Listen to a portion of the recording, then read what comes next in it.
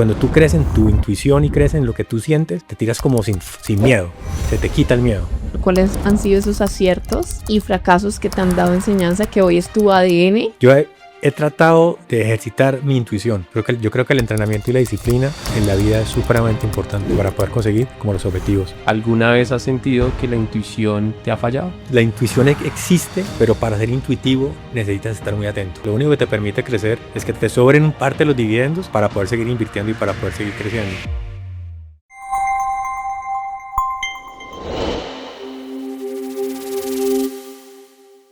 Hoy tenemos un invitado muy especial, estamos cada vez acompañándolos y ofreciéndoles más valor, que esa finalmente hace parte de nuestro objetivo de que ustedes se llenen de mucho valor, y tenemos un invitado que realmente siento que nos va a aportar mucho valor. Así que Diana, quiero cederte el paso para que por favor le des la bienvenida y hagas la introducción a este podcast.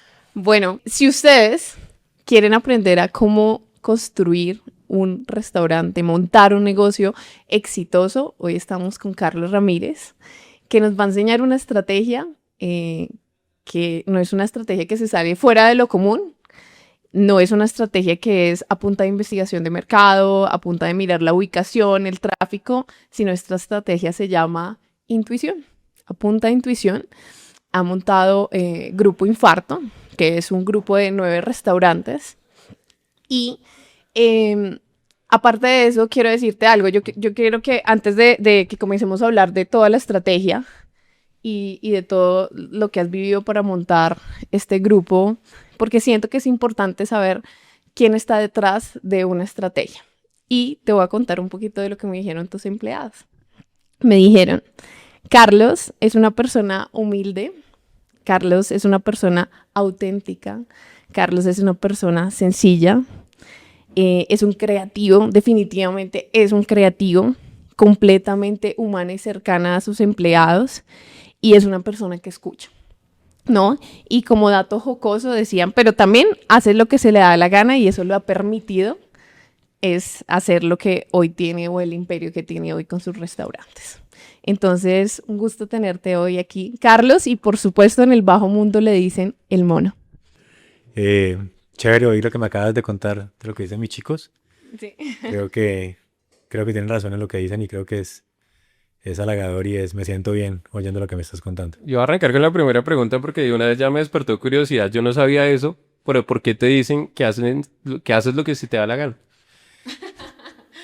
Esta historia chévere. Un día estábamos yo soy muy amigo de Simón Vélez, el arquitecto, y estábamos con Simón hablando sobre un proyecto que estábamos haciendo juntos, y nos estábamos tomando unas cervezas. Y esa frase salió de él. Yo creo que un poco y creo que después de eso me puse como a analizar realmente el poder que tiene esa palabra, y yo creo que todos en la vida hacemos lo que nos da la gana. Creo que hacer lo que le da porque todos terminamos así, mal que bien, o así queramos o no queramos, finalmente uno hace lo que le da la gana. Y creo que eso te lleva me parece que además me parece que es una cosa supremamente comprometedora, y es un acto de responsabilidad muy grande, porque cuando tú haces lo que te da la gana, tienes detrás un peso fuertísimo, y es que tienes que ser muy responsable con lo que estás haciendo, porque hacer lo que te da la gana no te da la libertad de poder volver a las demás personas nada. Tienes que primero partir de un principio muy, muy poderoso, y tiene que estar una estructura llena de valores, porque uno no puede ir pisando a los demás, pero tienes que hacer lo que te dé la gana. Me parece supremamente valioso ese comentario, y más partiendo claramente con la premisa de yo hago lo que se me da la gana, pero sin dañar a los demás. Correcto. Bueno, vamos a irnos un poco, Carlos, a conocer. Ahorita tras micrófonos estamos hablando un poco de la historia de cómo arrancamos, de cómo empezamos, y me gustaría partir desde el hecho de que nos contabas que en una época trabajaste como DJ. Entonces, cuéntanos cómo fue esa época cuando estabas trabajando como DJ, y que más adelante empezaste a trabajar también con el sector de la publicidad. Yo soy caleño, tengo 58 años. Me vine a Bogotá a estudiar publicidad en la Jorge de Lozano. Cuando yo era muy pelado, o desde muy joven, realmente a mí me costaba mucho, se me era muy difícil hablar. Fui una persona tímida, fui una persona que como muy de grupitos muy pequeños. Y mi refugio siempre fue la música. Yo desde muy chiquito, por cosas también que venían un poco del legado de mi abuelo era un melómano impresionante, el papá de mi mamá. Oía música todo el tiempo en su casa. Inclusive siempre tuvo como unos equipos de sonido muy poderosos, siempre como que los compraba, los armaba él mismo. Y todo el tiempo estaba oyendo música, sobre todo música clásica. Y desde muy pelado también como con el grupo de amigos con el que crecimos en Cali, una de las cosas que más nos unía fue la música. Y eso seguramente hay algo en mí, en mi ADN y en mi sangre que viene un poco también del legado de atrás de mi familia. Lo digo que más que todo de mi abuelo, porque es como la persona como la que más relación tuve como al respecto de eso. Inclusive mi abuelo también se parecía mucho a mí en ese momento y tampoco hablaba mucho. Y lo que hacía todo el tiempo era oír música y música y música y música. Y eso también pues, como que se quedó muy sembrado en mí. Y desde muy joven, la plata que mi papá nos daba o cómo nos construíamos como amigos de barrio era a través de la música. Era como que mira lo que me encontré, mira lo que me encontré, mira esto que estoy oyendo. Y generamos un grupo de amigos muy poderosos a través de la música. Y yo me dediqué todo el tiempo a coleccionar música y música y música y música. Tuve una colección, tuve porque en pandemia me robaron mi colección de música, tenía 14.000 vinilos, una colección de música bastante poderosa, creo que pesaba más que mi conciencia. Y en la pandemia por, me fui a vivir a Chuachi, a una casita muy pequeña, y no tuve cómo llevar todos mis discos, eso ocupaba una cantidad de espacio y no tenía cómo llevar, y los dejé guardados en una bodega en la séptima con 22, cerca donde queda Casa de Rey, uno de los restaurantes que tengo. Y un día volví a sacar unos discos porque me habían invitado a poner música y no había nada, se me habían llevado todo. Fue realmente, superamente como triste y doloroso en ese momento porque era algo que había cargado conmigo toda la vida. Y siempre la música fue como mi refugio, como que en el momento donde yo, como que siempre como que en mis momentos de intimidad o de momentos de soledad o el momento que también como que el momento que me quería conocer con alguien, lo hacía a través de la música. Entonces la música siempre me acompañó toda mi vida. Y de repente algo también pasó en mi vida que no sé qué pasó una noche poniendo música, no volví a sentir lo mismo que había sentido durante todo el tiempo que había pasado hacia atrás. Y me llevó a este camino en el que estoy hoy en día, que es el de los restaurantes. Algo rarísimo pasó. Mi primer emprendimiento lo tuve cuando estaba en la universidad. Yo en ese momento iba, y les te estaba contando este día ahora, de que arrancamos el podcast, que es curioso cómo la vida lo va poniendo a uno o lo va llevando a un escalón diferente en la vida. Y te contaba un poco que me ha pasado continuamente y es cada vez que la vida o alguien trata de matarme, me llevan a un lugar mucho más poderoso. Eh, Cuando estaba en la universidad íbamos con mis amigos a un bar que se llamaba Barbarie, que era el bar que había puesto Héctor y Andrea, los chicos de los Aterciopelados. Sí. Ellos tuvieron un bar en la Candelaria hace muchos años y yo era uno de los mejores clientes de ese bar. Yo iba allá jueves, viernes y sábado sin faltar todos los días. Y un día Héctor no me dejó entrar al bar. ¿Por qué? No sé por qué, me dijo que no podía volver. Me dijo, mono, no puede volver a entrar. Y no me volvió a dejar entrar. Y salí de esa noche de ahí, obviamente con una tristeza muy grande porque pues era como el sitio donde, Tu donde, refugio. donde era muy feliz. Pero yo tenía una colección de música muy parecida a todo lo que él ponía en su bar. Y me encontré con otro amigo y en ese momento con una niña con la que salía y montamos un bar. Ese bar se llamaba Vértigo Campo Elías. Quedaba en la 34 con 13 en Teusaquillo. Campo Elías un poco haciéndole homenaje al señor, al asesino de Poseto. ¿Se acuerda del sitio de pastas? Él se llamaba también del apellido Campo Elías. Habíamos encontrado una foto en el mercado de las Pulgas y la habíamos puesto como en la parte de atrás de la barra. Por eso se llamaba Vértigo Campo Elías. Y ese fue como mi primer emprendimiento. Y ¿Qué edad tenías en esa época? tenía 24 años, estaba en la universidad. Ok. Y arrancamos a funcionar como bar y ese bar se volvió supremamente emblemático en Bogotá. Era como el bar de Héctor y el bar de nosotros. Era muy chévere también porque en esos dos lugares eran los lugares donde nació un poco el rock colombiano. Era donde las bandas podían tocar. En ese momento no había muchos espacios donde estos chicos pudieran tocar como para que la gente los viera. Y cuando Héctor puso Barbarie, Ahí tocaban ellos se llamaban Delia y los aminoácidos. Ahí crecieron ellos como banda, hoy en lo que son hoy en día los Aterciopelados, tocaban grupos como La Derecha, La Pestilencia, bueno, Qué locura. cualquier cantidad de músicos que realmente habían muy buenos en Colombia y en Bogotá. Y lo mismo terminamos haciendo nosotros en Vértigo. Y fue muy chévere como entre ellos y nosotros logramos poner a todas estas bandas a sonar y a que la gente los conociera. A nosotros nos empezó a ir supremamente bien en el bar y un día llamé a mi papá a decirle pues, que no iba a seguir estudiando, que era más chévere, que me prefería trabajar que seguir estudiando. Pues, Y para los estudios te estaba ayudando tu papá.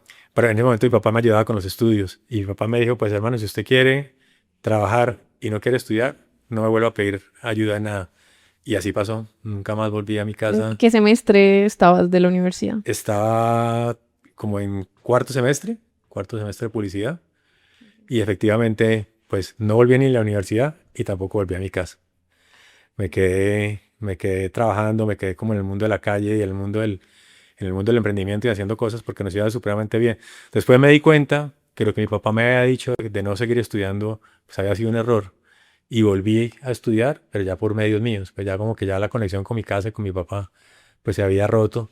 Y desde ese momento arranqué mi vida como emprendedor y a hacer cosas. Después me terminé graduando de publicidad y me columpié mucho tiempo entre la publicidad y la música. Cuando me aburría de rumbear y de poner música, me metí a hacer publicidad. Trabajé en agencias muy chéveres, siempre trabajé con el departamento creativo. Siempre he sentido que la creatividad es un arma muy fuerte que tenemos todos los seres humanos para vivir una vida mucho más tranquila, más divertida y sobre todo para salir de problemas. Cuando uno es una persona creativa, sabe sortear los problemas con más facilidad. Y a veces los seres humanos creemos que no somos creativos, pero todos somos creativos. Yo creo que la creatividad es un don muy lindo que tenemos los seres humanos para hacer la vida mucho más divertida. Nos estabas contando de ese primer proyecto que estuviste haciendo, que lo hiciste con algunos socios en esa época, en donde estuviste trabajando, que además fue muy importante, pero ¿qué sucedió con eso? El primer vértigo, porque tuvimos tres vértigos diferentes, nos cambiamos como de sitio. El primer vértigo que era la 34 con 13, ahí duramos 4 años. Pero era tanta como la afluencia de público, era tanto el aforo que le metíamos a esa casa. Esa es una casa vieja que todavía está en una esquina. Vértigo, Vértigo quedaba en el segundo piso y en esa época se pogueaba. Era la época de Nirvana, de Pearl Jam, de todas estas bandas como el grunge. Y la forma de bailar era el pogo. El pogo era como realmente como bailábamos todos esa noche. Y obviamente de estar en esa casa metidos 350 personas pogueando toda la noche, esa casa estaba cayendo. Y nos tocó salir corriendo antes de que la caja cayera. Que fue una tragedia. De que fuera una tragedia, correcto. Y de ahí nos fuimos a galerías, a una bodega muy grande. Y ahí cometimos un error poco absurdo en el momento que la montamos, porque nos trasladamos a Vértigo para allá, eso era la 53 como con 19, y en la parte de atrás de esa bodega quedaba una iglesia, Ah, que nunca le habíamos dado la vuelta a la cuadra, o sea, nunca nos dimos cuenta que la iglesia quedaba detrás de la bodega. Y en la primera noche que reabrimos Vértigo, pues llegaron una cantidad de metaleros, de bueno, punqueros, ese de conflicto calvos. social. Y obviamente al día siguiente la iglesia estaba y el barrio estaba alborotado, era como si hubiera llegado el demonio al barrio. Claro. Eh, y eso obviamente a mí me pusieron querellas en la alcaldía, pues, realmente ahí no pudimos durar mucho. Nosotros tratamos durante mucho tiempo de conciliar un poco como con la iglesia, como de que realmente no éramos como nos veían, éramos simplemente, pues era un sitio donde la gente se reunía. Yo creo que los sitios de reunión para la gente jóvenes pues son los bares y las discotecas, donde la gente va a verse, donde la gente va a oír música, donde la gente va a imponer la moda, donde la gente va y deja sus dolores y deja sus alegrías. Y era un poco también de hacerle entender un poco a la iglesia pues, de que no éramos tan malos como nos venían. Obviamente veían una cantidad de calvos, punqueros, gente vestida de negro, creían inmediatamente, pues obviamente la imagen que se le venía era, como te digo, pues, un poco estos son el demonio que está llegando a la cuadra. Tratamos de conciliar con ellos, como a ver cómo hacíamos que nos dejaran seguir transitando, no nos dejaron. Y de ahí nos subimos un poquitico más, como a la 53 un poquito como más cerquita a la Caracas. Ahí duramos 1 año y medio, no funcionó muy bien. Cerramos y volví a trabajar otra vez en publicidad.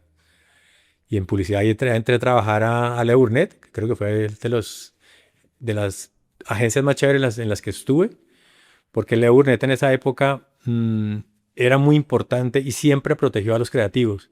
Las otras agencias eran mucho más ejecutivas.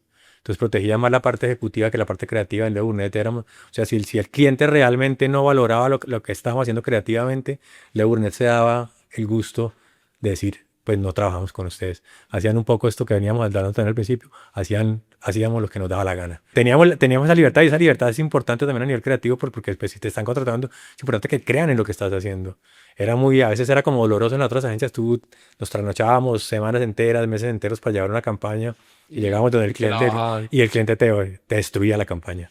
Poco quería hacer también lo que a él le daba la gana. Entonces era un poco también como extraño de que contratara a una cantidad de expertos o de personas que conocían de qué es lo que estaban haciendo para tener que ir a hacer lo que el señor quería hacer. Era más fácil que lo hiciera él a que nos contratara a nosotros para hacer lo que queríamos nosotros hacer. Okay. Y en La Burnett, en esa época en la que yo estuve, había un equipo de creativos muy chévere. Manejamos la cuenta en ese momento creo que todavía la tienen, la cuenta de vivienda. Y en manos de nosotros nació la campaña de estar en el lugar equivocado. Ah, sí, No, bueno. tremendo. Que sigue siendo una de las campañas hoy en día que es Sí. con mucho Es éxito. un emblema. Es un Con emblema. mucho éxito. Es una campaña que ha tenido un kilometraje increíble. Pues todavía sigue estando viva.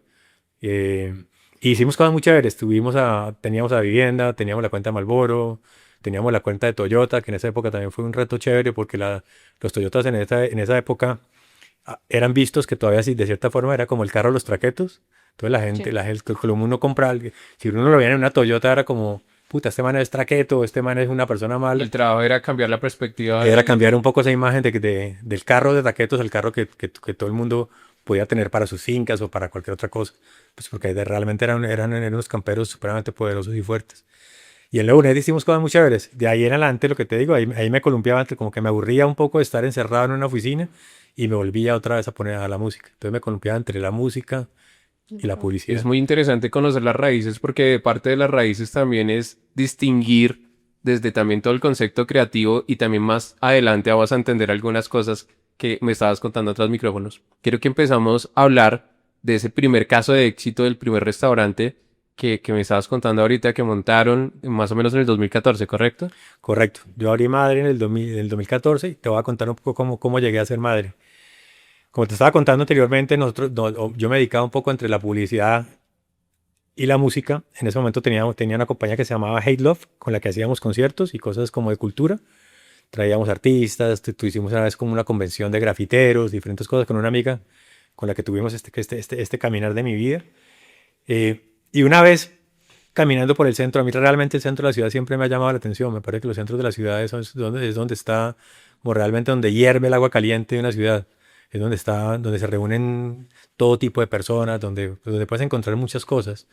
Y un día caminando por la avenida Jiménez, al lado del edificio de City TV, era muy raro como pasan también a veces las cosas. Yo había pasado por esa calle muchísimas veces, había caminado por ahí y nunca había visto un pequeño bolo que había al lado de donde quedaba la Romana, al lado del edificio de City TV.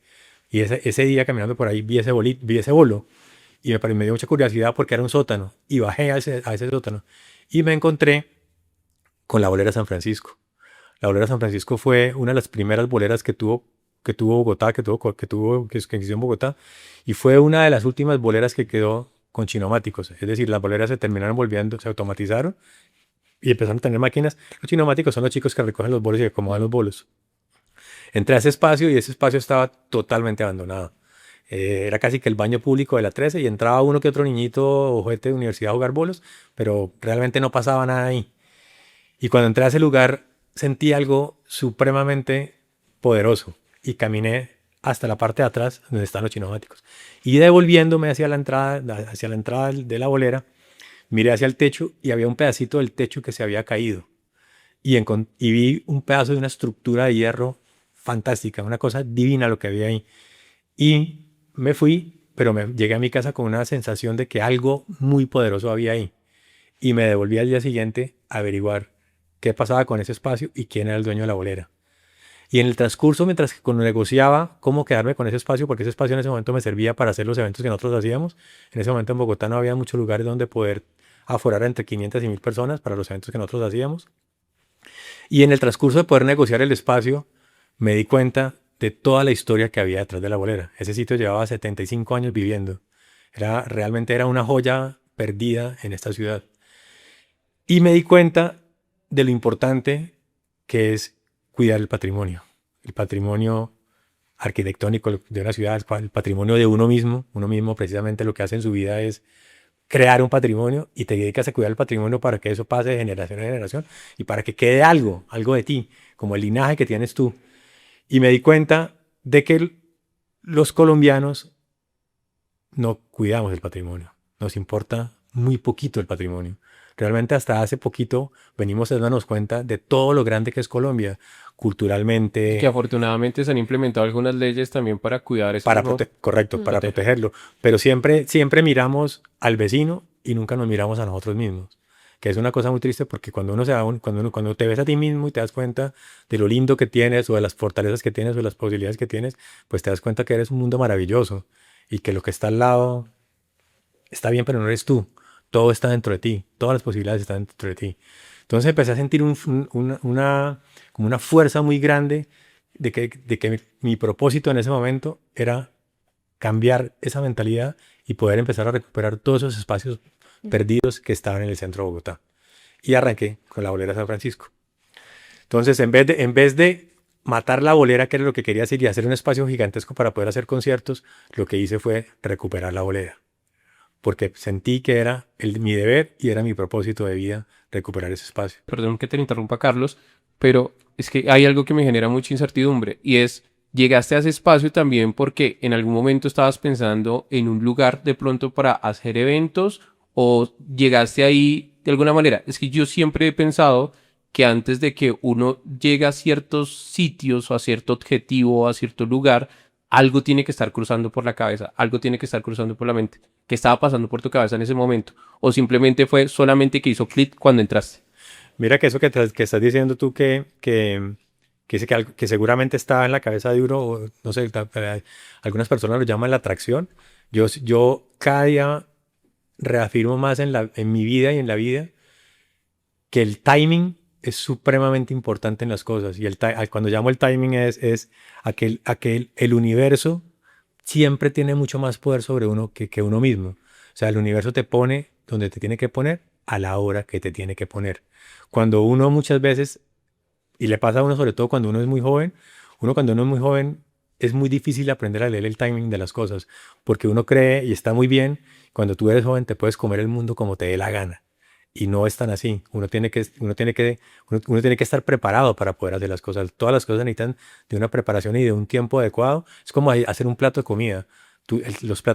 Cuando tú cocinas, todo tiene un orden en las cosas. Tú no puedes alterar esos órdenes porque al alterarlos seguramente vas a cambiar los resultados. Sobre todo en las cosas, sobre todo en la cocina. Y los tiempos tienen que ser exactos. Tú primero cocinas las cosas que se cocinan, que necesitan menos fuego, y vas llevando unos procesos para que en esos tiempos de cocción y en los procesos básicamente poder hacer las cosas, todo tiene que tener un tiempo adecuado para que el resultado sea el óptimo en lo que quieres conseguir.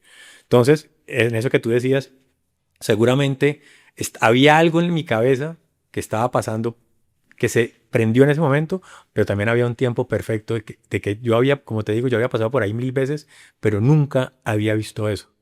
Ese día lo encontré, ese día lo vi y ese día empezó a pasar algo en mi vida que no había pasado antes.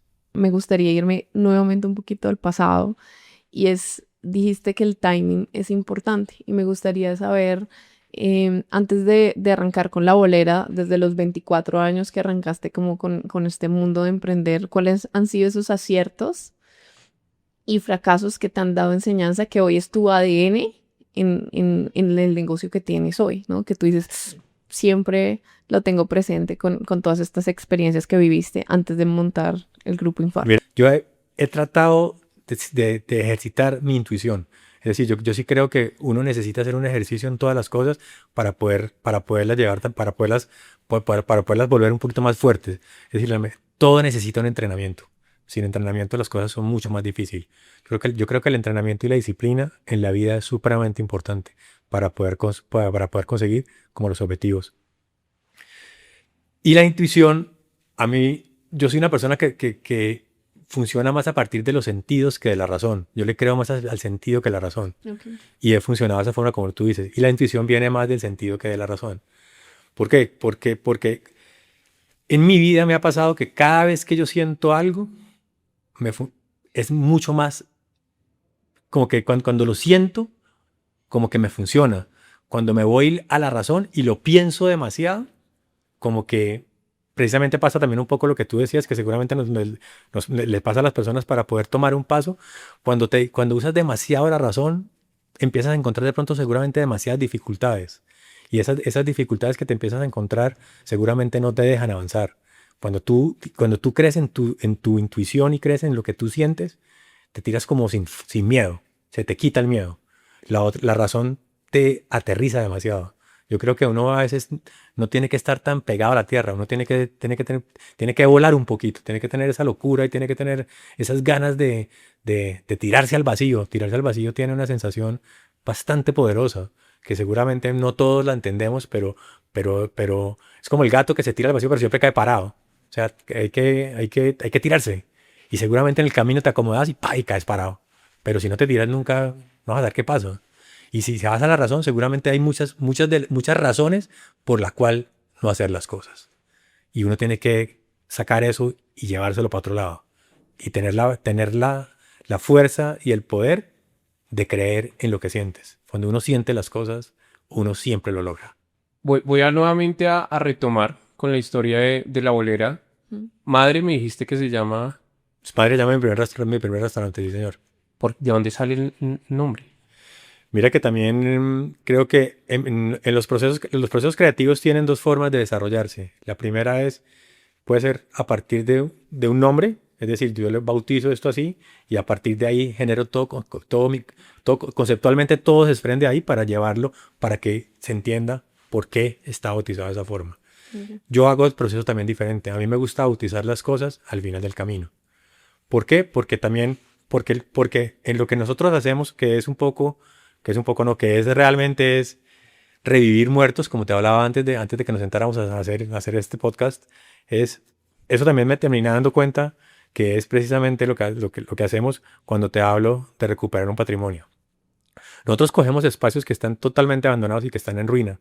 Cuando tú te metes a un espacio de estos, es mucho más difícil revivir un muerto que hacer una vida nueva. Porque revivir un muerto viene con muchísimas cosas por detrás. Tiene un pasado, tiene una historia, tiene una cantidad de dificultades que no las encuentras cuando estás arrancando una cosa de cero. Y meterte en eso también requiere de muchísimo respeto, porque estás tocando una cosa que ya existe y uno no puede tocar algo si no lo respetas. Yo creo también que ese es uno de los valores también que siempre debes tener en la vida. Uno tiene que respetar las cosas. En la medida que tú las respetes, las vas a hacer con más cariño, hay como más amor hacia las cosas. Y en ese proceso en el que venimos nosotros, básicamente, como que te digo, es un poco como lo que pasa con los árboles, como cuando cuando cortas el árbol te das cuenta a partir de los anillos cuántos años tiene el árbol. Pasa exactamente lo mismo con una locación, con un espacio. Cada persona que entra a ese espacio le pone una capa al espacio. Okay. Le va poniendo un poquito de su vida y va dejando un poquito de esa huella. Cuando nosotros llegamos a esos espacios, pues tiene una cantidad de huellas que han venido construidas a través del tiempo por diferentes personas, diferentes a nosotros mismos, que vamos a poner una capa nueva en lo que ya existía. Entonces llegar ahí es empezar a descubrir un poquitico de la piel de cada una de esas personas que están ahí. Y cada una de esas personas que puso un pedacito de eso, deja algo supremamente importante en lo que es el resultado final de nosotros. Somos hoy en día lo que somos por una cantidad de decisiones que hemos tomado en el camino para llegar a donde estamos. El destino de uno es una cantidad de decisiones que has tomado en el pasado para hacer lo que somos hoy en día. Entonces, en ese proceso creativo que te digo que como lo hago yo me voy un poquitico más hacia el fondo y vengo de atrás hacia adelante. Y cuando cuando realmente lo tengo ahí, prefiero bautizarlo porque realmente creo que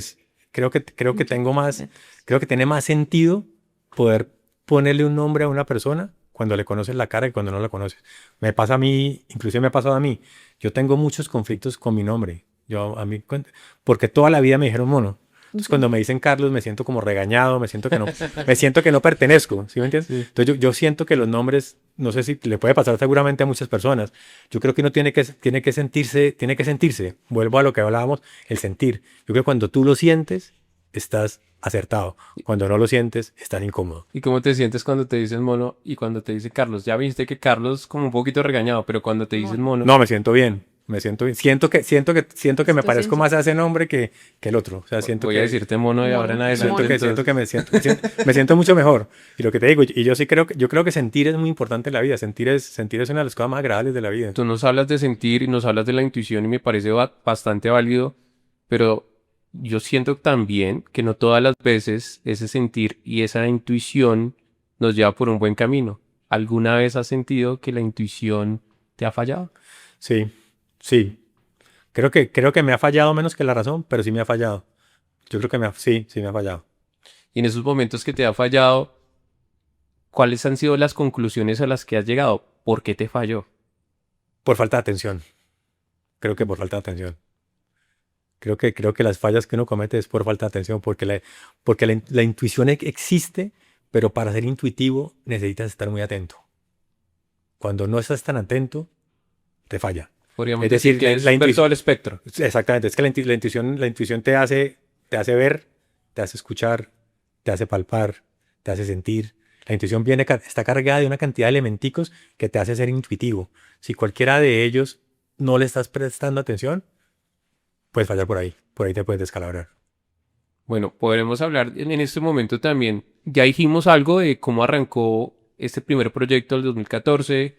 Hablamos mucho del tema de la bolera, que claramente fue entrar y cambiar un poco también el espacio, hablar con la persona que tenía el sitio y imagino que convencerlo también para que le cediera ese espacio y claramente para usted transformar el espacio.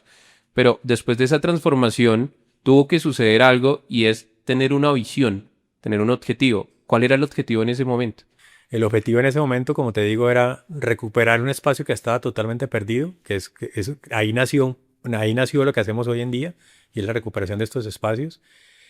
Y el objetivo básicamente, sí, era ese, era recuperar un espacio que estaba abandonado y que la gente entendiera que no podemos abandonar lo que tiene un valor en la vida de las ciudades, del país y de nosotros mismos. Uno puede romantizar esto y uno decir, listo, recuperamos el sitio, todo muy lindo, pero a la final claramente no se trata solamente de recuperar el espacio. Recuperar el espacio hace parte de ese objetivo, pero para que eso funcione necesitamos hacer un proyecto también productivo. ¿Cómo fue que ese proyecto finalmente más adelante se tornó como productivo? Porque no solamente se trata de hacerlo bonito, sino que también hay que hacerlo rentable a la final. Un negocio sin rentabilidad es muy difícil de sostener y de crecer en él, porque lo único que te permite crecer es que tengas que te sobren parte de los dividendos para poder seguir invirtiendo y para poder seguir creciendo. Yo creo que, yo creo que cuando las ideas son buenas y cuando las ideas son honestas y cuando la vida es honesta, siempre también llegas a buenos resultados. Cuando hay trampas en el camino, que es inclusive muchas de esas trampas te las pones tú mismo, los resultados no son los adecuados. Pero cuando tú hablas con la verdad, cuando tú eres totalmente transparente y cuando respetas los valores, los resultados siempre van a ser buenos. Y siempre te van a acompañar de cosas valiosas para ti y para los demás. Y todo se construye en comunidad. No tiene ningún sentido hacer algo que no le va a servir a los demás. Si eso le sirve a alguien, como lo que estamos haciendo aquí, que esperamos que de esta conversación alguien le quede algo y le sirva y que pueda crecer, en ese momento las cosas se tienen se multiplican. Porque eso así funciona la vida. La vida es un múltiplo de buenas acciones que se repiten en mejores acciones. Me gustaría saber, cuando te escucho, quisiera colocarme en la posición de alguien que tiene también, o que en este momento nos escucha, tiene 20 y pico de años y su sueño es montar un restaurante. Y voy a hablar por ellos y de nuevo, vuelvo al punto de la intuición y es qué consejo le darías de pronto hoy a tus 58 años. Ya tienes la intuición así, finita, ¿no? Pero de pronto un muchacho de 24, 20, 25 años no la tiene tan alineada. ¿Qué consejos le darías a esta persona para decir si es el negocio, si es el concepto, cuál es tu proceso mental para decir, sí lo siento, sí voy con esto y qué sería un consejo para para estas personas que quieren montar un negocio en temas de restaurantes? Mira O que- en general. Yo creo Mira que en estos días, no sé, un par de semanas hacia atrás, también hablando también como de cosas así parecidas, he cambiado un poco la palabra intuición por fe. Yo creo que la fe también es supremamente Estaba importante. pensando en eso Es, justamente cuando decías eso. es supremamente importante. Yo creo que lo que uno más necesita tener es fe. Ok. Cuando tú, creo que me parece inclusive la palabra fe más linda que intuición. Me parece que la fe cobija muchas más cosas y es una palabra muy poderosa. Como hablábamos ahorita también un poco de los nombres, yo creo que las palabras son poderosas. Cuando tú, ¿cómo decir esto? A ver, cuando tú bautizas algo, cuando tú asientas algo con la palabra, se viene el universo coge una fuerza gigantesca que hace que las cosas sucedan. Y necesitas poner las palabras en el punto adecuado. Creo que, por ejemplo, la gente que tiene la habilidad de escribir o los mismos oradores que saben usar muy bien la palabra, por eso son tan poderosos. Porque tiene una vena increíble que es el poder de convencer, de hacerle ver a las otras personas que lo que estás haciendo está bien hecho. Entonces, lo que yo sí que para volver a la pregunta es lo que yo les digo hoy en día como le hablábamos, no pierdan la fuerza de la aventura, no pierdan las ganas de hacer las cosas, pero llénense de fe. Con fe, estoy seguro que lo logran. Siempre los caminos, hay una cosa muy chévere y no sé si ustedes han oído hablar del camino del héroe. El camino del héroe es esta teoría en la que consiste en cada vez que uno toma una decisión, empiezan a pasar muchas cosas y el camino del héroe es como el punto de partida hasta que vuelves a que vuelves otra vez al punto de partida como el que pasa en un círculo para poder cerrar el círculo, pero cuando vuelves al punto de partida que es importante que vuelves como una persona totalmente distinta. Cuando tú tomas una decisión, tomaste la decisión, voy a correr hasta allá. Lo primero que tienes que hacer es tomar la decisión. Y una vez que, también un poco con lo que hablamos es, ahora llevémosla a la acción. Tienes que empezar a hacer algo. Entonces tienes que empezar a caminar hacia allá. Y en ese caminar te vas a encontrar con gente buena, con gente mala, con días lindos, con días malos. Y cada una de esas cositas que te vas a ir encontrando es lo que te va a llevar a través de todo ese camino en un proceso de transformación en cada una de esas etapas para llegar como un ser totalmente distinto al punto de partida, a ser tú mismo, pero lleno de una cantidad de herramientas que te permiten hacer las cosas de una manera mucho más poderosa, mucho más fuerte y mucho más transformadora, siendo tú mismo. Esta conversación está supremamente interesante, siento que está siendo muy valiosa, pero también vamos a hablar un poco de la estructura financiera de la empresa. Yo creo que parte de entender la historia es chévere para saber cuáles son las raíces y después ir más adelante, conocer cómo es el proceso también de trazarse el objetivo, de mirar qué es lo que vamos a hacer, pero también para que esto funcione, en parte de la estructura financiera, pues uno también tiene que mirar más allá y cuál fue el momento en el que empezaste a entender un poco más de esa estructura financiera, cómo crecer. Actualmente me cuentas que ya son varios socios los que también son parte de la empresa. ¿En qué momento tomaste también la decisión de involucrar a varias personas en este proyecto? Yo creo que uno de los pilares también más importantes de la vida de un ser humano es la familia. Yo creo que la familia es algo que tienes que cuidar, algo que debes valorar y algo por lo que debes vivir. Yo arranqué, como hablábamos al principio de que nos sentáramos en esta mesa, este camino solo. Mm, También hablando un poquito, cuando me voy a volver un poquito como hablando del timing, también me pasó de esa forma porque yo creo que la vida me estaba mostrando que era importante que caminara solo. Es lindo siempre caminar al lado de alguien como cogido de la mano para poder compartir tanto las cosas buenas como las cosas malas, pero hay momentos en la vida en que necesitas esa soledad, que necesitas estar solo sobre todo para poderte entender y poderte descubrir a ti mismo. En la medida que tú te descubras a ti mismo, en la medida que tú seas, vuelvo a una palabra también que hemos hablado, que hemos mencionado mucho, o he mencionado mucho acá, y es ser transparente. En la medida que tú te conozcas a ti mismo como eres en todo lo bueno y en todo lo malo que tienes tú, realmente, puta, te vuelves una cosa mucho más poderosa. Y tienes que ser honesto, tienes que ser honesto contigo mismo en cuáles son realmente mis habilidades y cuáles son mis no habilidades, para saber cómo me muevo de un lugar a otro. Entonces, yo arranqué todo este camino, pero siempre he soñado en la familia. Inclusive con las palabras que tú dices que dicen un poco, mis chicos, yo he tratado de inculcarles y he tratado de mostrarles que nosotros somos una familia que camina junta, una familia que come junta, sobre todo en el oficio que hacemos, sentarse a una mesa, pues yo me acuerdo cuando cuando de pelado nos sentábamos en la mesa con mis papás y eran los momentos lindos era donde realmente estábamos todos juntos, donde cada uno quien podía contarse al otro qué había pasado, qué no había pasado, donde la familia hablaba de sus dificultades o no dificultades, pero era el momento donde estábamos todos. Y esos momentos son supremamente lindos y supremamente poderosos. Eh, Como te cuento, yo arranqué solo este camino. Hoy en día somos una empresa familiar. Está mi hermano y mi hermana trabajando conmigo.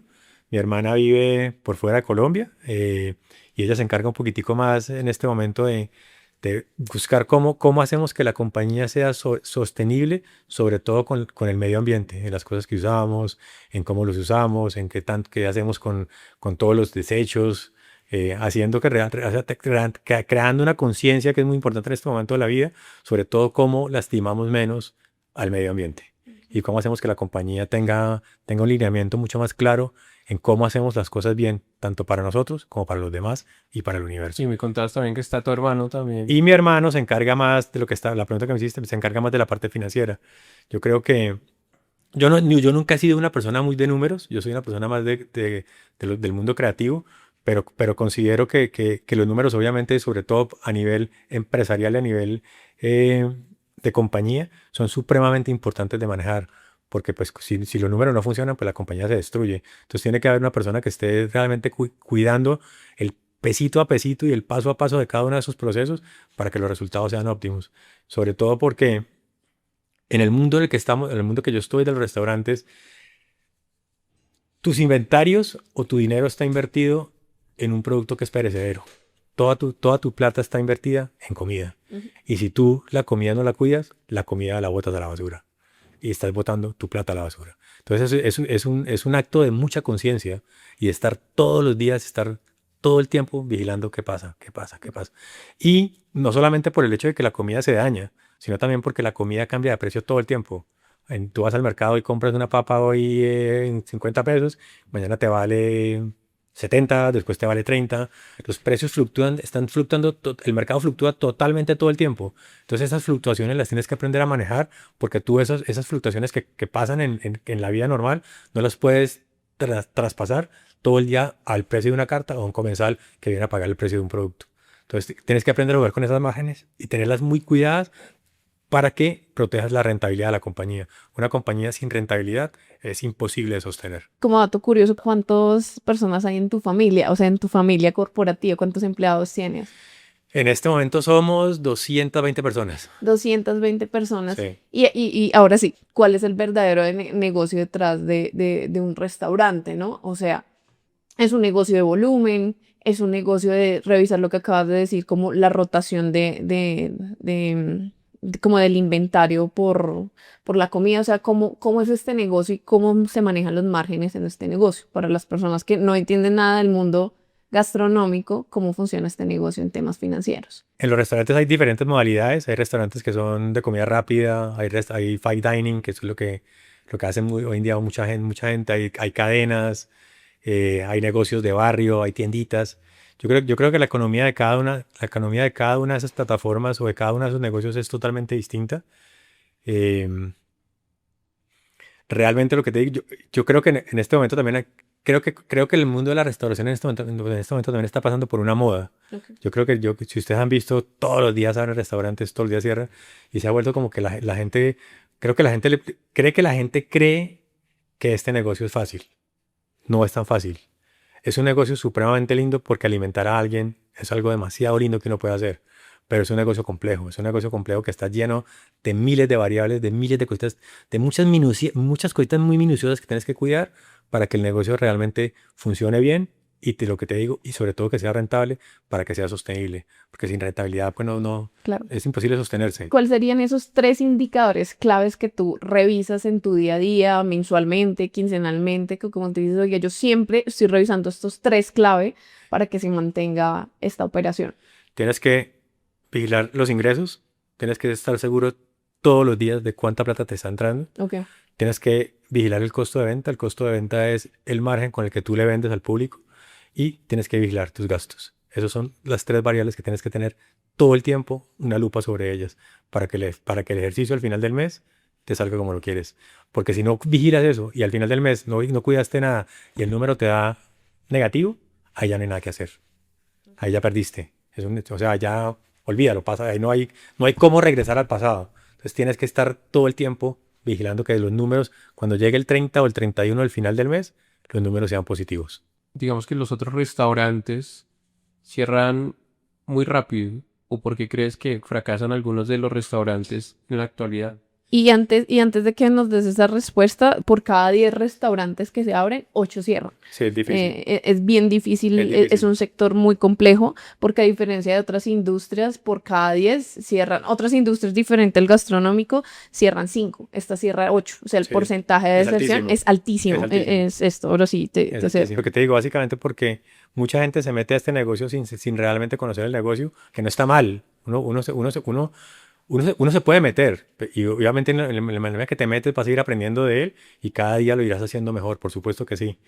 Eh, pero creo que mucha gente, también inclusive hablaba contigo algo que no le hemos hablado todavía y es que la gente hoy en día hace muchas cosas buscando unos retornos muy inmediatos.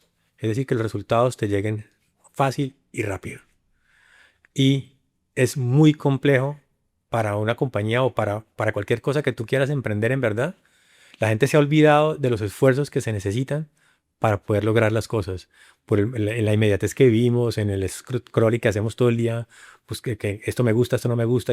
La velocidad en la que el mundo está viviendo hoy en día ha confundido o ha disfrazado los resultados a largo tiempo. Y hoy en día todo lo queremos rápido. Y si eso no funciona ya, lo descartamos. Y para poder hacer que las cosas perduren y que las cosas funcionen, necesitan de tiempo, necesitan de trabajo, necesitan de dedicación. Sin eso, no lo logran. Y seguramente muchos de ellos, o ese porcentaje tan alto, se vence muy fácil en el camino. En todos los podcasts que hemos hecho, y yo creo que nunca va a pasar desapercibido, hay una palabra y es resiliencia. Correcto. Sí. Resiliencia es claramente el poder aguantar, saber que van a pasar muchas cosas, pero también aprender de muchos errores. Correcto. Y ahí quiero hacerte otra pregunta. ¿Cuál ha sido el error, digamos que más dramático, el error más fuerte que tal vez has cometido en toda esta trayectoria? Porque siento que también a nosotros nos hacen esos errores que cometemos y cómo los solucionamos. Yo creo que el error más grande que he cometido en mi vida, no solamente aquí, es no saber escuchar. Muchas veces por no saber escuchar o por no querer escuchar, cometes unos errores muy estúpidos. Porque crees que o tienes la razón o no quieres oír lo que los demás te están diciendo. Y a veces esas diferencias en conceptos y en ideas son supremamente valiosas para tomar una mejor decisión. Yo creo que hay algo muy importante también sobre todo de reconocer, y es que entre más variado sea el mundo en el que estás y entre más pensamientos diversos encuentres en una mesa, mucho más poderoso va a ser el resultado final. Y muchas veces uno, o por ego, sobre todo el ego que es una cosa también que seguramente mata muchos de los proyectos hasta en la vida, o mata a muchas de las personas simplemente por el orgullo y por creer que tienes la razón y por la falta de querer escuchar a los demás, te llevan a unas vainas catastróficas. Yo creo que eso es lo que más duro me ha dado. A veces por falta de querer oír, sobre todo de querer oír algo diferente a lo que yo ya sé, me ha llevado a cosas muy complejas en la vida. ¿Cuál han sido esos 3 o 2 fracasos que tú digas, ya sea en la operación, en temas financieros, para que también se lo lleve la gente que has vivido? Mira, yo creo que a veces me acaba de pasar. El año pasado arrancamos haciendo un proyecto con unos amigos que en este momento estamos cerrando. ¿Qué pasó desde mi piel? Yo creo que eh, no fui realmente muy honesto conmigo mismo. Creí que lo que estaba viendo estaba bien. Ahí, ahí vamos a la intuición. Creo que me hice el ciego cuando realmente estaba viendo y me hice como el huevón, por decirlo de cierta forma. Eh, de pronto también tuve algo de ego. Seguramente creí que tenía la fuerza para poderlo hacer y no tenía la fuerza. Eh, y me dejé llevar también un poquito por la ambición. Creo que, creo que como un poquito como los pecados, creo que todos son como pecados. Como no está mal cometerlos, uno tiene que pecar también de cierta forma, pero como lo que decíamos ahorita, creo que creo que cuando esas cosas, cuando esos diablitos te Pero tocan lo un podríamos poco. llamar ambición o lo podríamos cambiar por codicia. No, porque yo creo que la codicia es muy diferente a la ambición. Son cosas muy Sí, por distintas. por eso mismo No, lo... creo que fue más ambición que codicia. Creo que lo que te digo, por qué ambición? Porque creí que tenía la fuerza. Entonces, como creí que tenía la fuerza, creí que podía ambicionar poder lograrlo. Como no tuve la fuerza, pues la ambición también se me destruyó. ¿Sí me entiendes? Eh, lo que te digo, a veces es como que esos diablitos que te tocan que realmente no van un poco, que no comulgan un poco realmente como con tu esencia, puta, te llevan al fracaso. Creo que, creo que, creo que, creo que eso es lo que pasa. Es como cuando uno se traiciona a sí mismo, es una cosa horrible. Creo que hay que tener mucho cuidado con eso. ¿Cuál es el objetivo hoy en día de la empresa? Hacia dónde le están apuntando? Le estamos apuntando lo que te digo. Creo que ya tenemos mucho más claro nuestro ADN de marca y realmente es lo que nos ha hecho diferente a los demás, que es un poco lo que te decía, y es esa capacidad y esa visión de buscar lo viejo en lo nuevo, un poco lo que te decía, ese es nuestro as bajo la manga, que no lo podemos traicionar, que un poco lo estábamos traicionando en eso que te estaba contando, empezamos a jugar unas cosas que no éramos nosotros. Entonces, ahí, por ende, fracasó. Que lo que te digo, en la medida que no eres lo que tú realmente eres, pues las posibilidades de éxito creo que son mínimas. Eh, O sea, aparte de la estrategia, sigue siendo continuar también con ese ADN de cómo se viene manejando también los restaurantes, con trayendo a colación la historia también que trae cada una de de esos lugares. correcto. Yo creo que ese es el, te voy a nombrar tres cosas que son importantísimas para nosotros. Eso es importantísimo, Ok. eh, que no se puede perder. Casi un poco también como lo que te digo, nosotros somos como cierta forma, como lo que hablamos como,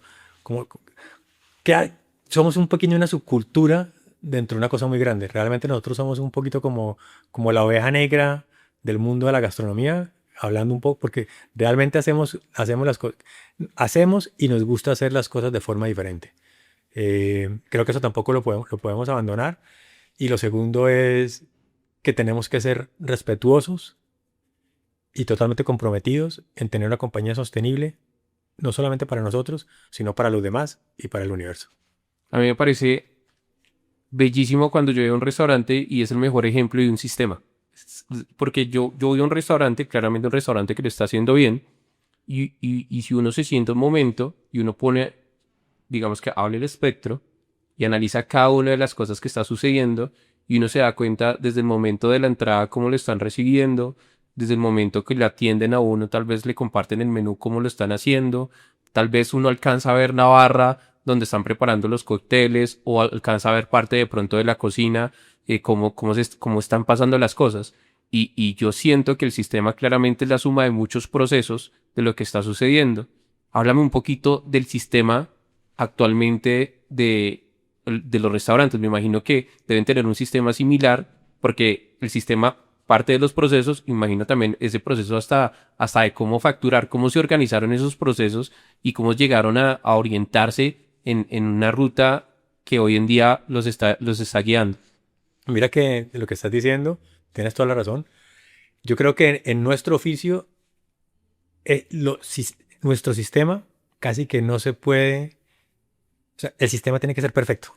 En el momento que cualquiera de los eslabones del sistema falla, todo falla. Y creo que en el oficio que hacemos es donde más se ve reflejado eso. Creo que es un poco, podríamos poner el ejemplo pronto de cómo trabajan las hormigas.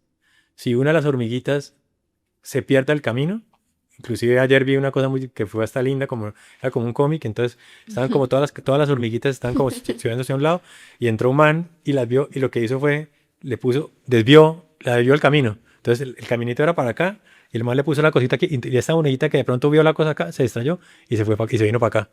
Y rompió totalmente el sistema. Todos iban para este lado, ahora todos fueron para otro lado. Y se fueron para el lado que no era. Por el descuido de una sola persona o por la ambición o por la falta de atención, las hormiguitas cogieron para el otro lado. En un sistema de restaurantes es un poco como trabajan las hormigas. Todos, desde el primero hasta el último, están totalmente encadenados. Si alguno de esos eslaboncitos de esa cadena falla o se descuida, todo se cae. En un servicio que tú dices, la persona que te recibe en la puerta te recibió. Además que nosotros es muy loco porque es muy loco y es lindo y nosotros realmente somos servidores y cuando tú te eliges en tu vida servir, tienes que abandonar muchas cosas para poder servir. Tienes que abandonar el ego, tienes que estar consciente que una persona puede llegar de pronto. Uno de los propósitos más grandes también como nosotros como marca y como personas es que si una persona, todas las personas cuando entren tienen que salir. Aquí sí es diferente a mucho. Casi que también hay una regla de la vida y es como tú entras, debes salir. En nosotros ahí no funciona tan así. Porque hay muchas personas que entran de una forma. O sea, todas las personas seguramente entran de una forma muy diferente, pero todas deben salir igual. Todas tienen que salir felices. Si nosotros no logramos ese objetivo en la salida de esas personas, la cagamos. Porque muchas personas van a entrar, seguramente es un mal día, seguramente no está bien, con muchos problemas que le pueden pasar, que seguramente los enfrentamos nosotros porque pues, el sitio donde llegan es a reuniones, a comer, a cualquier cosa, y no siempre estamos bien, muchas veces estamos mal. Y el propósito nuestro también como servidores es que esas personas, en ese poquito tiempo que estuvieron con nosotros, cambien. Y cuando se paren de esa mesa y salgan por la puerta por la que entraron, salgan como unos seres humanos totalmente felices y distintos. Parte de todo lo que estás hablando es cultura de trabajo. ¿Cómo Así se es. logra esa cultura de trabajo? ¿Qué haces? O sea, formación. Sí, uno yo creo que yo creo que el departamento más importante de nuestra compañía es el departamento de recursos humanos. Porque primero que todo, sin humanos no somos nada.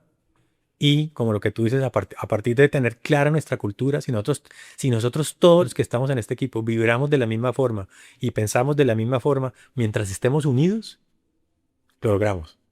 Si hay alguien de ahí como el ejemplo que te acabo de poner de las hormiguitas, si hay alguien que está vibrando en una frecuencia totalmente diferente, pues es una obligación nuestra de sincronizarlo, de que entre otra vez en esas mismas vibraciones para que en el momento que estemos en este mundo que es el nuestro, haciendo nuestro oficio, todos viviremos de la misma forma para lograr que las personas como te digo, cada comensal que entre a nuestro sitio, entre de una forma y salga de la forma como nosotros decidimos hacer que ellos salgan. Ahorita que estábamos hablando del sistema, todas las empresas tienen un sistema, ¿no? Hay algunas que son conscientes de su sistema y hay otras que no, pero lo tienen, todas lo tienen. Y hay una parte de tu sistema que he tenido el placer de ir a tus restaurantes y cuando entro, yo sí siento lo primero que entro se siente la energía diferente y en el buen sentido, ¿no? Una energía bohemia, una energía, o bueno, es lo que yo percibo, ¿no? Y una energía del pasado, pero se siente grata, ¿sabes? Y siento que eso hace parte también de tu estrategia, hacer la transformación de estos restaurantes, cogerlos, como dices tú, en ruinas y conceptualizarlos. Que esto al final, y mientras que te investigaba, es llevar también un movimiento cultural. Un movimiento cultural que yo después estuve investigando y decía, venga, ¿qué es un movimiento cultural? Y me salían, a diferencia de un movimiento cultural, ¿cuál es la diferencia entre un movimiento cultural y algo que sale por moda? Que hoy en día los restaurantes como que salen mucho por la moda y los tuyos se mantienen por un movimiento cultural o bajo este concepto. Entonces, lo que me salía de un movimiento cultural es que es una identidad colectiva, es como un grupo de personas que se sienten identificados, en este caso con tu concepto. El otro es que siempre tienen un enemigo, entonces si hay comida fit, también hay comida fat, no sé.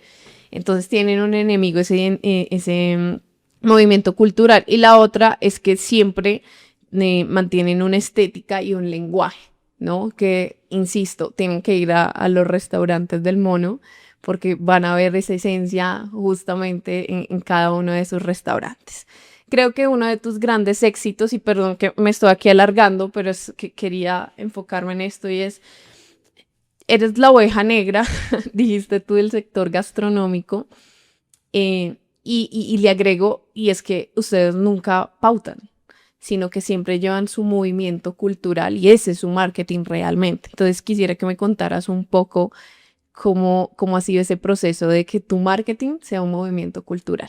Es ¿Y que de dónde nace? mira que, como hablábamos en un principio, cuando les contaba un poco de cómo, de qué pasaba, qué pasaba con nosotros, como con el grupo de amigos y qué pasaba con la música, yo creo que realmente las cosas en el mundo siempre han sido casi que iguales o muy parecidas, simplemente se han venido bautizando de diferentes formas. Antes se llamaba una subcultura, hoy se llama una comunidad. Ujú. Antes la gente, cuando una bandita, cuando alguna cosa, cuando algo se gesta por primera vez, pues adquiere sus primeros adeptos, a la gente con la que se identifica, a la gente que le gusta esto. Y eso es lo que empieza a hacer que esa cosa, que eso que se creó o eso que nació tenga vida. Entonces se le van pegando cositas, se le van pegando uno, dos, tres, que le gustó, hicimos un grupo, tenemos una banda de música y empezamos a sacar ese sonido el que creemos, el que consideramos que tiene que salir y se lo mostramos a alguien. No, no me gusta. Le muestra a otro. Uy, sí me gusta. Después uy, te conocí esto. Venga, le muestro, venga, le muestro. Y cada vez empieza eso a volverse una pequeña comunidad o una subcultura. Y esa subcultura realmente siempre termina volviéndose una cosa mainstream. Siempre como que las cosas nacen de la nada a volverse gigantescas. Pero ¿qué creo yo lo que decía Sudana? ¿Por qué creo que es importante? Nosotros hemos crecido más a partir, como te digo, de siendo realmente una subcultura, siendo un poquito un nicho diferente y buscando gente que se identifique un poco en la forma en la que hablamos, en la forma en la que pensamos, en la forma en la que oímos, la música que nos gusta, la comida los espacios que presentamos y ofrecemos. Y se van a ido pegando personas. Y yo creo que eso es, cuando tú creces orgánicamente, creo que es mucho más poderoso que crecer mediáticamente. Mediáticamente hoy en día hay cosas que crecen muy rápido porque las redes te permiten esa velocidad de repartirte por todas partes y que todo el mundo te conozca. Pero realmente puede ser chévere, pero me parece que también es muy triste porque esos crecimientos mediáticos son muy inmediatos, como lo que te decía. Esa inmediatez te lleva también a unos dolores muy hueputas, porque el día de mañana creciste y llegaste al restaurante y abriste y abrieron colas y colas y colas y colas. De pronto al mes se te acabó la cola. Y te quedas con tu realidad, con lo que realmente eres, con lo que realmente tienes y con lo que realmente vas a vivir en el día a día. Y empiezas a sentir como un dolor y una ausencia de toda esa cantidad de cosas que estaban ahí. Cuando lo haces mediáticamente, cuando lo haces orgánicamente, eso va llegando cada día, va llegando uno más. En la medida que te digo que tú seas honesto, trabajes con la verdad y trabajes bajo ¿cómo decir? Bajo tus patrones, o sea, bajo tus valores y tus códigos, sin moverte de ellos, cada día vas a ir consiguiendo más adeptos, como la fe. Cada día consigue más gente que se pega de ahí. Okay. Y eso es totalmente poderoso, porque eso nace y crece con unas raíces que son muy difíciles de destruir. Eso te da palabra que hemos mencionado, te da tiempo de vida, te da tiempo de muchas cosas y te da sobre todo solidez y uno quiere tener algo Y sólido. es que yo siento que los restaurantes claramente deben crecer por reputación. Sí, sí, sí, y claramente la reputación es lo que los demás hablan de. El boca a boca es lo más poderoso. Lo que te digo, si nosotros cumplimos con nuestro objetivo, que es las personas que entren como entren, pero salen como queremos que salgan, esas personas se va a volver un factor de multiplicación gigantesco. Porque ese va a llevar a otro, va a llevar a otro. Y pasa una cosa que es increíble también en la vida que me pasó cuando arranqué con Madre con el proyecto. Madre es un sitio que queda totalmente escondido, ni siquiera, o sea, para que tú lo encuentres es totalmente difícil. Queda en la parte de atrás de un centro comercial, no tiene letrero, no tiene nada, casi que tienes que llegar porque lo estás buscando. Y ahí me pasó una cosa, me pasó una cosa muy linda cuando abrí Madre. Y es que cuando abrí Madre, en ese momento lo abrimos con 4 personas. Una persona que era el mesero, un chico que hacía la caja y 2 personas que estábamos en la cocina, yo y otro chico. Éramos 4. Era un sitio totalmente escondido, nadie era como que cuando la gente le preguntaba, pero ¿cómo vas a hacer para que la gente te entre aquí? Y o sea, en mi cabeza solo necesito que entre uno. Y en ese momento abrimos el restaurante. ¿Qué hice para que entraran? Tiré como un resto de flyers como al frente de la calle, como en el piso. Y me metimos a esperar a que alguien entrara. Y entró una pareja. Entró la pareja y vio con cara de asombro, porque realmente entrar ahí es bastante asombroso, porque era más asombroso antes que ahora. Porque era entrar a un sitio por donde pasabas por una ruina de joyas de un sitio con el que estaba totalmente abandonado. Entonces tú llegabas de un sitio que estaba totalmente destruido, llegabas a un sitio destruido también, pero con otro look, y era como, pucha, ¿a dónde llegué? Como que el factor de sorpresa era gigantesco.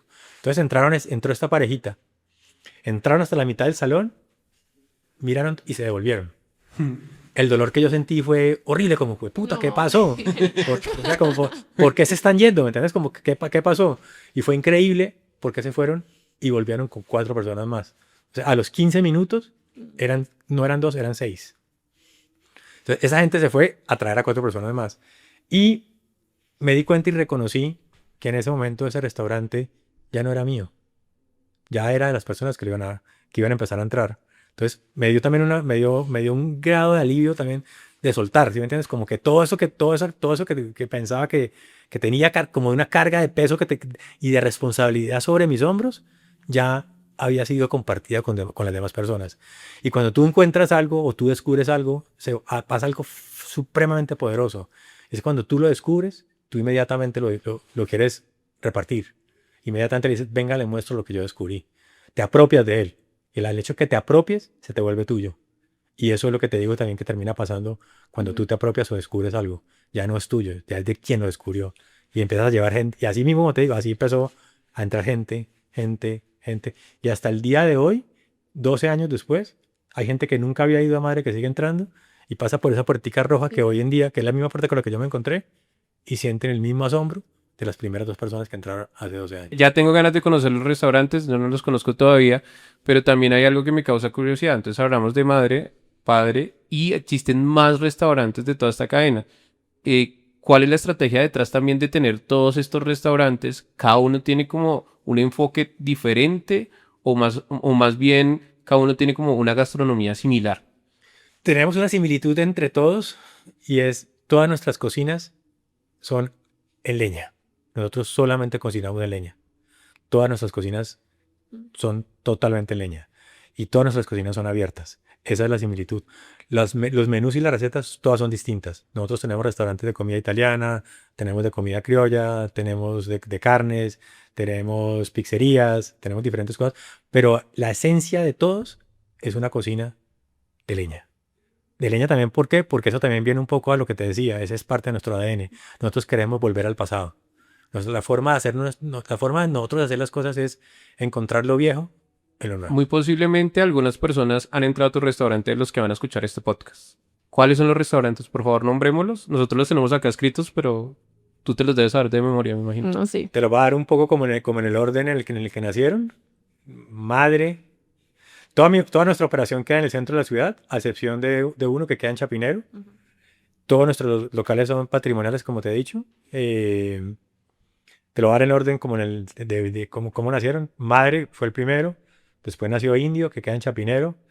Después nació Carnívoro. Después nació Padre. Después nació Miss Pulpo, que hoy en día se cambió por uno que se llama Doña. Testigo. Y uno de los últimos proyectos que hicimos, que es un poco diferente a los demás, se llama Dios, que es un hotel. Es un hotel pequeñito, de 3 a 4 habitaciones. Tiene también un restaurante que alimenta tanto a los huéspedes como a la calle. Y es nuestra primera incursión en el mundo de la hotelería, porque queremos migrar un poco a ese mundo. Me parece que la hotelería es también otra de las funciones que quiero como conocer en mi vida y que quiero hacer. Me parece que la hotelería es algo muy lindo también de hacer. Okay. Yo creo que aquí queda mucho más para hablar, muchísimo más para hablar, porque Sí, hay muchas preguntas que todavía me quedan, pero ya estamos por cerrar. Entonces, yo sé que, Diana, tú tienes más dudas.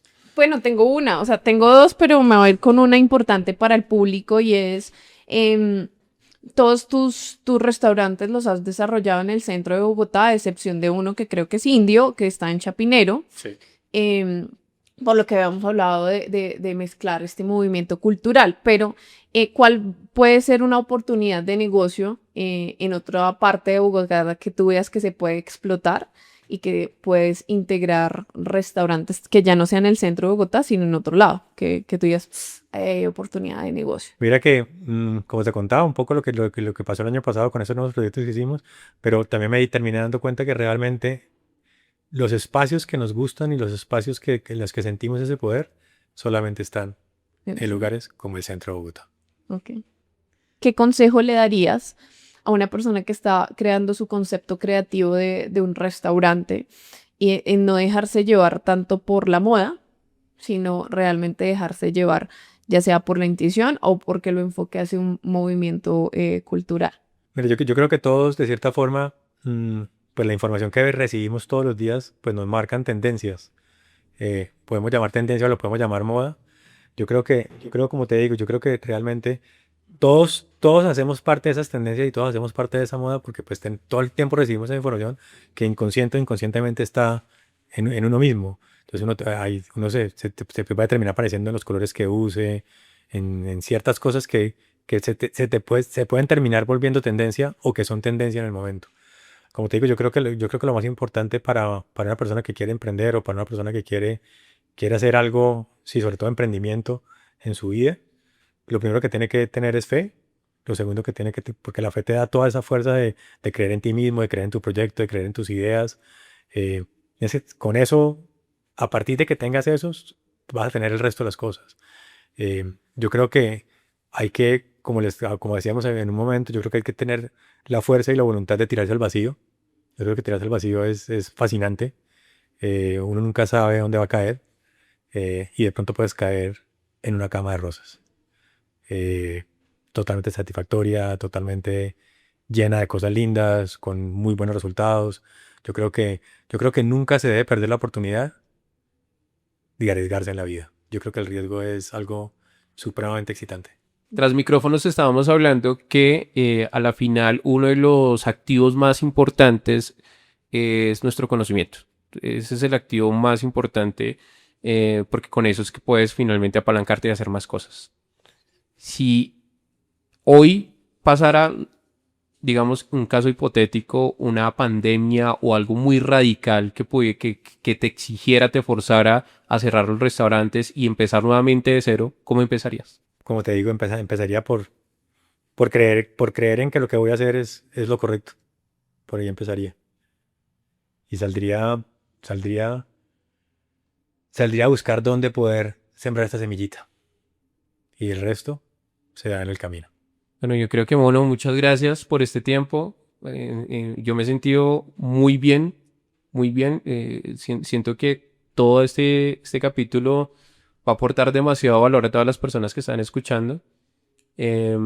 Agradecerte por todo ese conocimiento, por toda esa sabiduría. Hay mucha sabiduría detrás de todo lo que nos estás contando. Como te decía, esto da para muchas horas más de podcast. Espero que de pronto nos puedas acompañar más adelante porque realmente es grandioso toda la información que hemos escuchado. No, gracias a ustedes, chévere.